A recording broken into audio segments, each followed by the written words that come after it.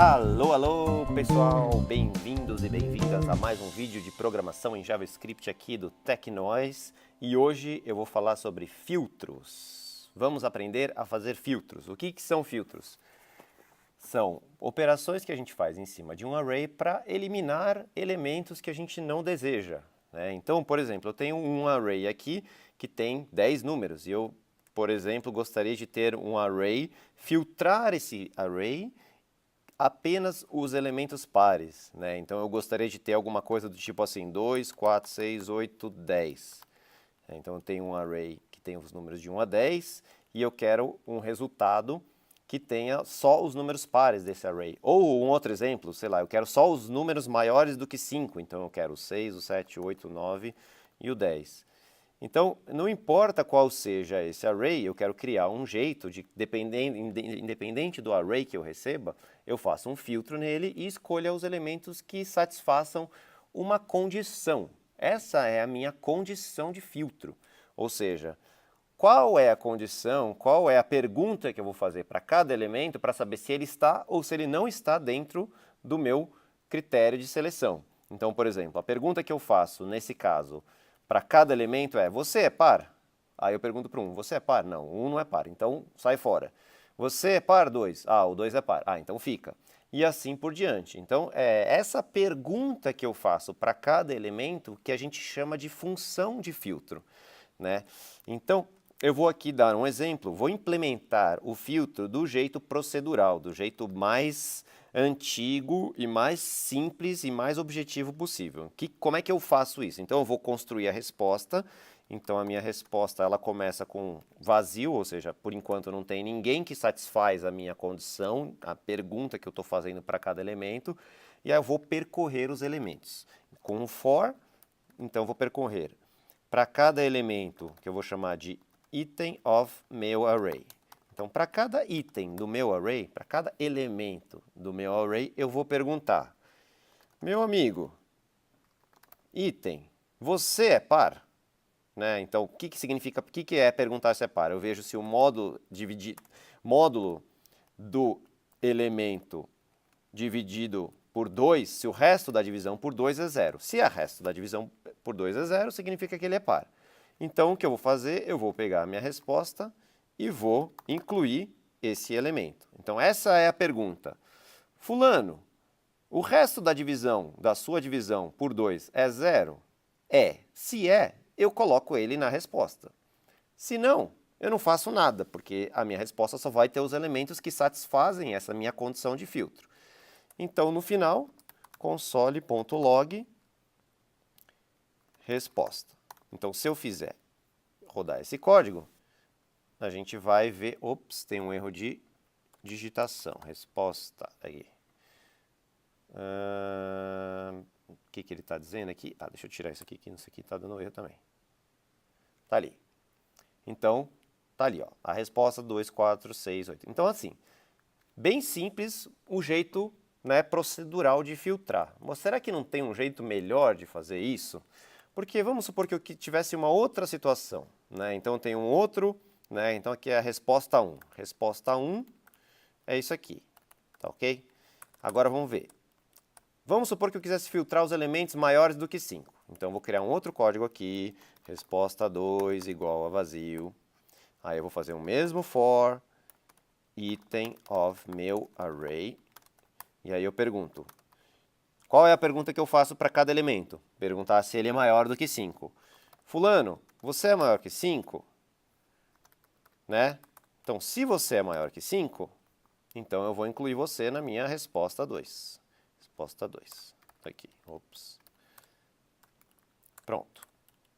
E aí, se eu der um console.log na resposta 2, e agora a gente vai ver aqui... Espera aí que eu tenho que... Espera aí que tem algum problema aqui. Ah, tá, a gente já entendeu, né? Eu coloquei maior que 0, não é maior que 0, maior que 5, porque todos os elementos... Então, se o meu filtro for algo do tipo você é maior que 0 e todos forem maior do que 0, no fim, eu não filtrei nada, retornei todo mundo. Agora sim, né? Então, o primeiro caso, onde eu filtrei os pares, e o segundo caso, onde eu filtrei os elementos maiores do que 5. E assim eu poderia criar sempre qualquer estrutura. A única coisa que mudou dessa estrutura aqui para essa estrutura aqui é esse pedacinho aqui, que é qual é a pergunta que eu faço para fazer o elemento ser ou não, né, a pergunta que eu faço. Então, veja, a estrutura é sempre a mesma. E aí toda vez, em vez de eu ficar repetindo várias vezes essa estrutura aqui, eu consigo executar a função filter, né, que daria o mesmo resultado. Então, se eu fizer o meu array,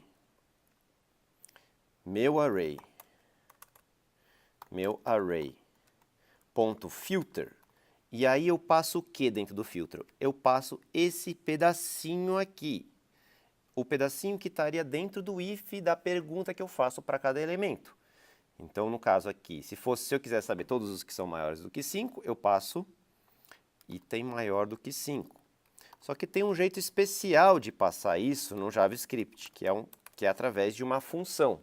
Então, eu passo dessa maneira, eu passo assim, item, tracinho, e aí sim, a pergunta, item maior, essa seria a pergunta que eu estou fazendo. Então, se eu jogar isso aqui na minha resposta 3 e imprimir a resposta 3, vamos ver se ele vai imprimir todos os elementos maior que 5. Imprimiu.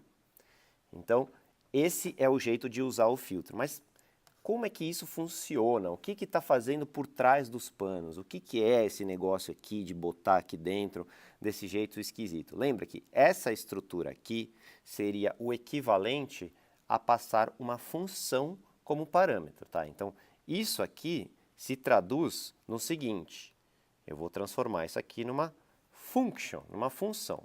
Então, para ilustrar isso, vamos supor que em vez de eu colocar a condição como sendo direto aqui no código, eu criasse uma função, function is bigger than 5, que recebe um número e retorna. Se o número for maior do que 5, retorna verdadeiro. Se não, retorna false. Certo? Essa é minha função.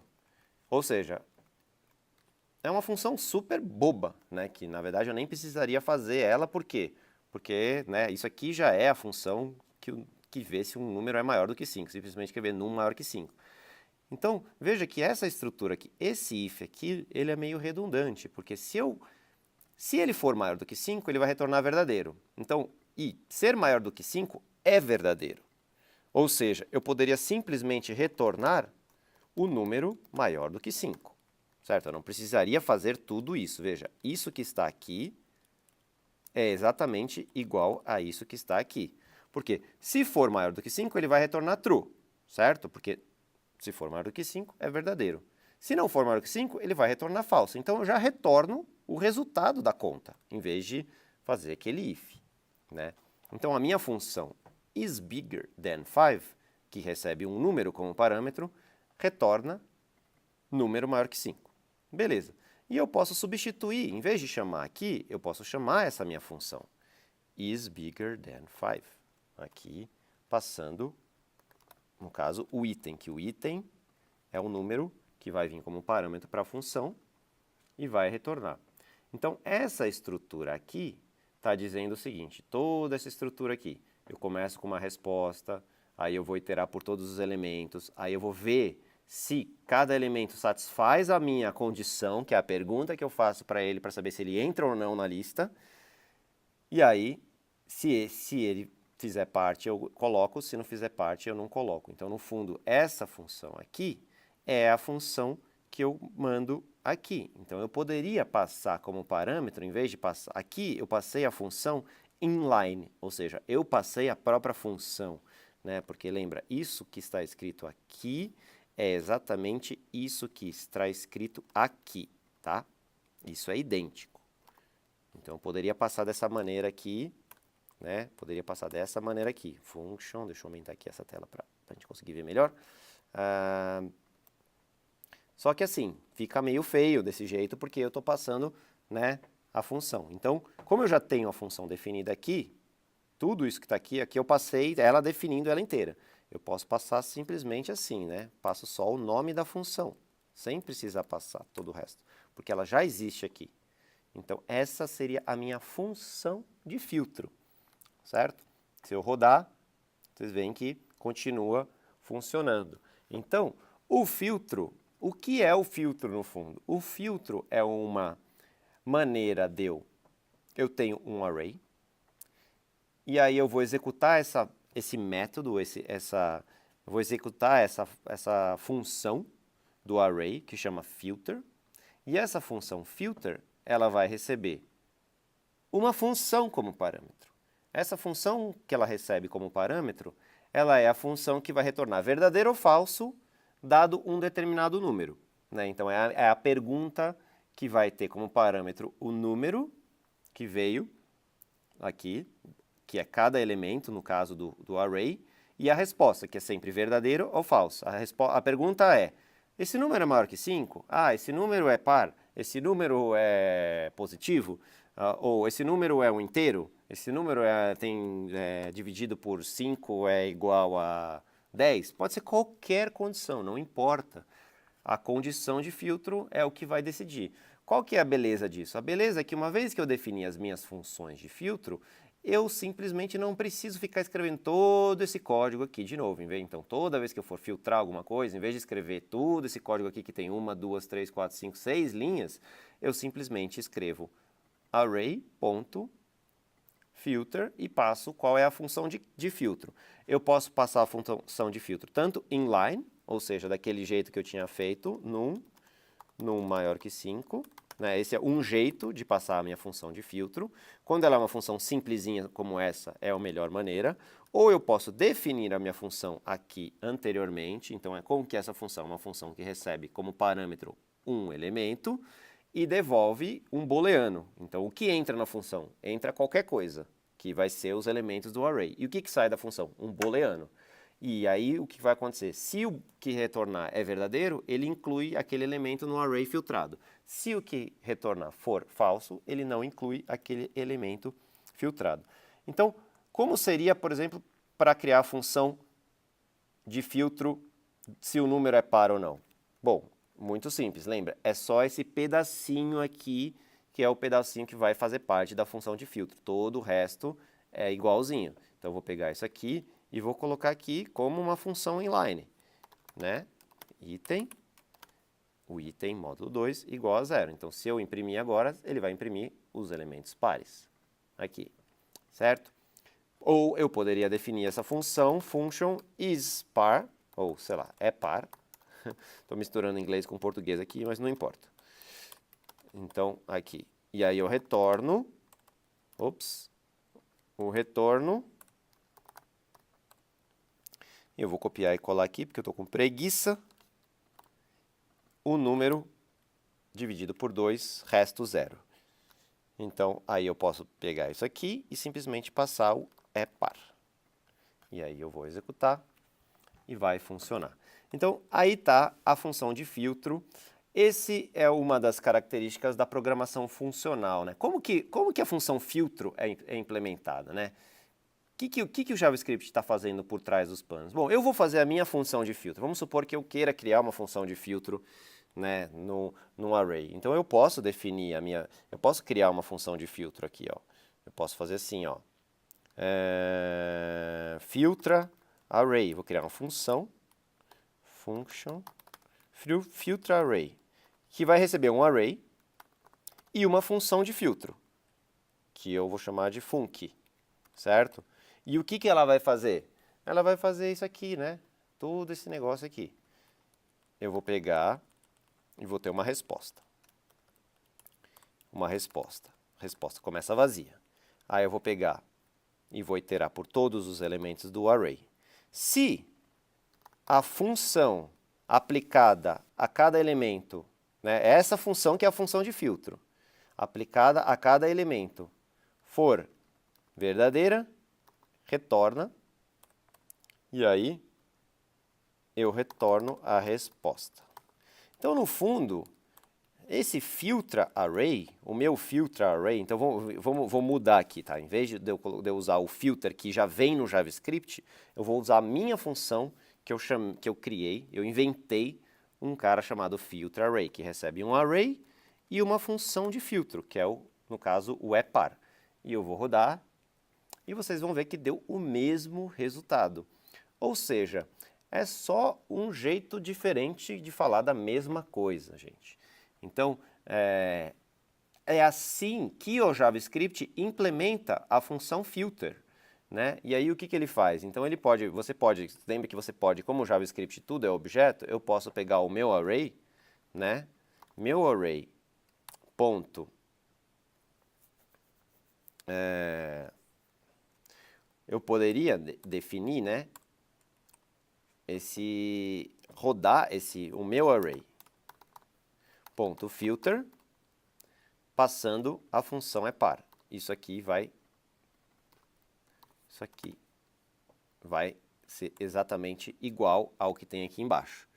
Então eu tenho duas maneiras, essa é a maneira JavaScript, que já vem implementada, ou seja, já existe a função filter para todos os arrays, e se você não soubesse que existe a função filter, você poderia inventar a sua função filtra array, que receberia esse array, e a função de filtragem. Se eu mudar a função de filtragem aqui embaixo, botar o is bigger than 5, em vez de ser o epar, por exemplo, ele vai executar também, só que aí ele vai retornar os elementos que são maiores do que 5.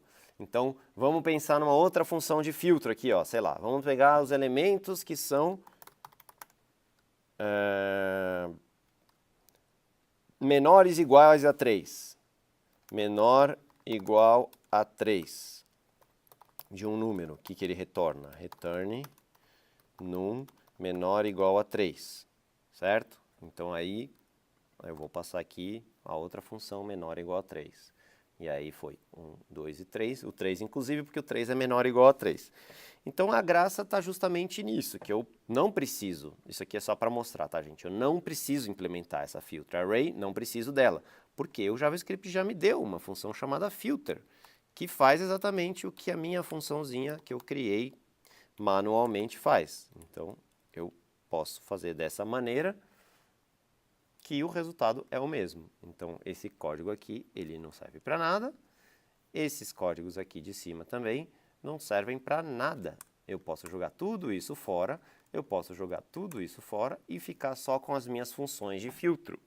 Lembrando que se a minha função de filtro for uma coisa muito, muito simples, eu posso simplesmente implementar elas inline aqui. Eu poderia fazer assim, número menor igual a 3. Ficou esquisito essa coisa aqui, com essa seta para lá, seta para cá, tá? Mas é o que eu estou fazendo aqui. Eu posso até botar uns parênteses aqui para deixar claro o que eu estou fazendo, né? Isso aqui é uma função que recebe um número e devolve um booleano que compara esse número com a operação menor igual a 3, certo? Então, esse é o jeito inline de fazer, e aí eu não precisaria nem definir isso aqui, né? Então, aqui está o jeito de fazer o filtro com números menor do que 3, números maiores do que 5, números módulo 2 igual a 0, ou seja, se o número é par, e assim eu não preciso de nada desses códigos aqui, e aí a minha resposta fica bem bonitinha, né? No caso aqui eu tenho 3 respostas, mas vamos fazer por partes aqui, né? Então eu tenho só isso aqui. Então, todo o meu código que antes eu tive que fazer o for e tudo mais, não preciso fazer o for. Eu simplesmente passo a função de filtro e ele já filtra os elementos. Então, é isso aí. Espero que vocês tenham gostado desse vídeo. Deixe seus comentários, suas dúvidas.